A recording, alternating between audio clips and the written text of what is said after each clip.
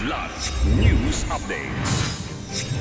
Mga balita ngayon, 85% ng mga Pilipino hindi nagtitiwala sa China ayon sa Okta Survey. Arestadong DPWH District Engineer sa Batangas, sibak sa pwesto, tikom ang bibig sa kaso. Higit 1.1 million pesos na halaga ng shabu nasabat sa isang high-value target sa Quezon.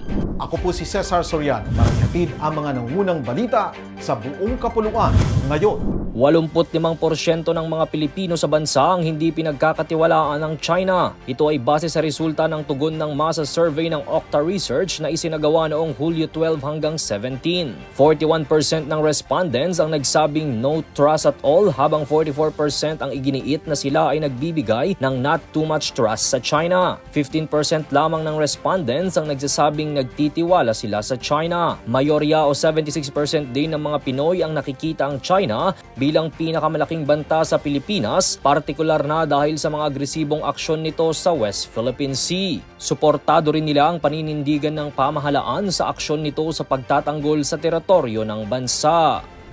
Tumangging magbigay ng pahayag ang DPWH District Engineer na inaresto ng pulisya sa Taal, Batangas matapos ang tangkang panunuhol ng higit 3 million pesos kay Batangas 1st District Representative Leandro Leviste. Sa kanyang pananatili sa piitan ng Taal MPS, sinabi ni Engineer Abelardo Calalo na abogado na lamang niya ang magsasalita sa kaso.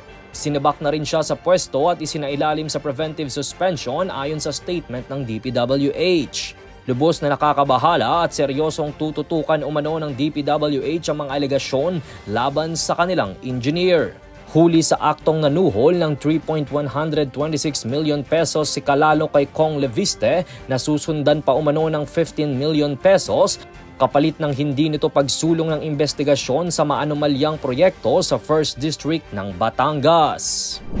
Timbog sa isang bypass operation ng isang high-value target sa Barangay San Roque, Catanawan, Quezon kahapon ng umaga. Ayon sa Mulanay Municipal Police Station na nanguna sa operasyon, 10:30 AM kahapon nang mahuli si Emmanuel Mirandilla alias M at Bagting, 42 anyos. Nakuha sa suspect ang tinatayang 165.72 grams ng shabu na nakasilid sa 14 na sachet na may standard drug value na 1,126,896 pesos. Kasalukuyang inihahanda na ang kasong kriminal laban sa suspect para sa kasong paglabag sa Republic Act 9165 o ang Comprehensive Dangerous Drugs Act of 2002.